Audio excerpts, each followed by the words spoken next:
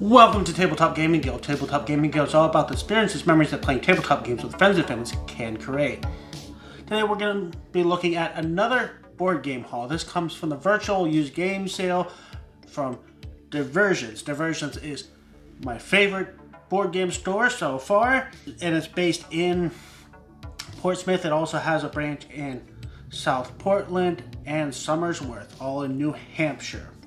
The store has been very successful. They have a great selection, great staff, and frequent events that you can attend to try out new games. So let's get into the haul, and we'll start with the small games and the lesser known games. First, we'll look at Archaeology. Now, this one I happen to have already played. As soon as I got it in, I opened it up, tried it out, and really enjoyed it. Essentially, it's a push your luck set collection game where you are going into the desert trying to collect treasures, and each turn you get a new treasure, but you have a chance of drawing a sandstorm. If anyone draws a sandstorm, everybody loses half of their cards in your hand. But at any point during your turn, you can sell cards to the museum and basically lock them in as protected. You can no longer lose those. Fun, fast, and I think we played this like 6 times in a row and really enjoyed every play of it. Next, we have a game called Discover. To be honest, this sounds like a terrible game, but it was there for $1. The art in the game looked really cool, not the cover art. And it's essentially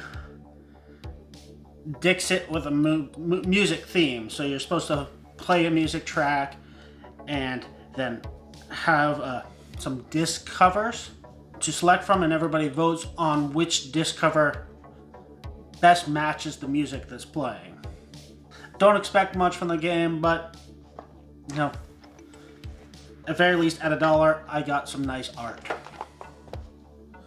Next we have Ganges, the dice game. I don't know a lot about this. I know the main game was pretty popular, and this is the roll and write version. You know, something you can get to the table quick and usually really pretty simple to learn. I figured it was worth trying out. Next we have For Sale Automa. This is another one I wasn't expecting a lot from. Got a good deal, but I did actually already try it out, and it is a lot of fun. Basically, this is a 3-stage game. You are bidding to hire salespeople, then you're using those salespeople to bid on cars, and then you're using those cars to bid on checks. That's probably not the best sales description of the game, but honestly, it is a lot of fun. It's fast and easy to learn. Next, we have Haba. I have some young nieces, and you just generally cannot go wrong with any Haba games. This one in particular is In a Flash Firefighters. We have Troy as Dice, which is another small roll and write style game. It takes about 30 minutes. I did enjoy the large version of this game. Hopefully the roll and write version is as good. Then we have SOS Dinosaurs.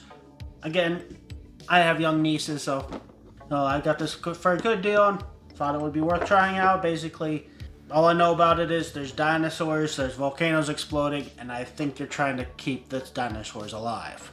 Next we go Newton. It's a Euro game. I like the theme.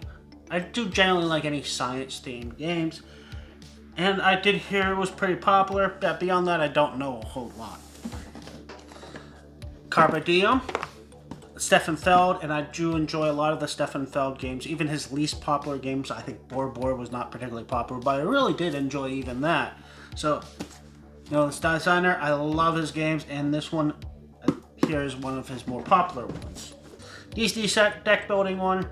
I didn't actually even expect to win this one. I bid almost nothing for it, and I just happened to get it.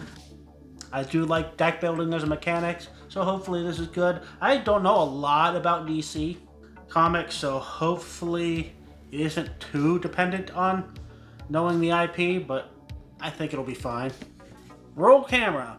Again, a game I don't know a whole lot about. I was working in the film industry for a short period of time, or well, really the television industry, and I always find any game with that theme to be interesting and worth trying out, so hopefully it's good.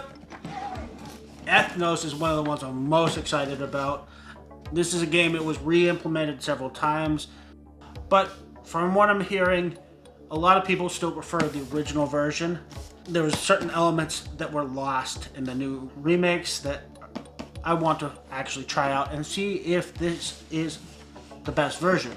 Kabutos was a Kickstarter that I very strongly considered backing.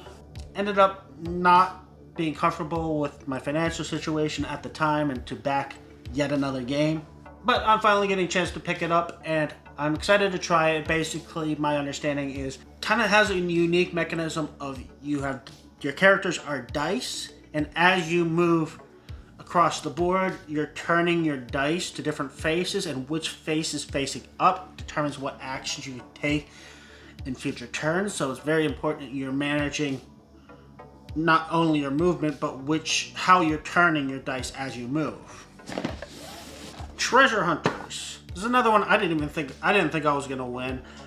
I didn't even realize I won it until I picked it up, and I didn't pay much for it. It's a Queen game. Queen games are always at least okay. Well, other than Kingdom Builder. So I'm hoping this will be a good game. I don't know anything about it at all. Now we're getting to the big, exciting games. Starting with Black Angel. I know there was a huge amount of buzz about this one when it came out, and you know, it's supposed to be fairly heavy from my understanding. I believe this is the one that has, yes. So basically it has a moving board. So as you progress along the board, you're taking segments out, putting them back up front. So, you know, you get penalized if you fall too far behind. But beyond that, I don't know a lot about it. The last one I'm excited about is very heavy, and I've paid definitely the most for this game. Cloudspire. Main thing is, I don't own any Chip Theory games. I've been wanting to try one of their games for a while. This being fairly expensive for what I paid for it, it was significantly cheaper than I've seen it available. Usually you can't get this for less than $150. Or any Chip Theory game for less than $150, because there's a lot of components. It's a pretty heavy game in this box. They do use high quality poker chips as their player pieces, and that's a big part of the weight and the cost.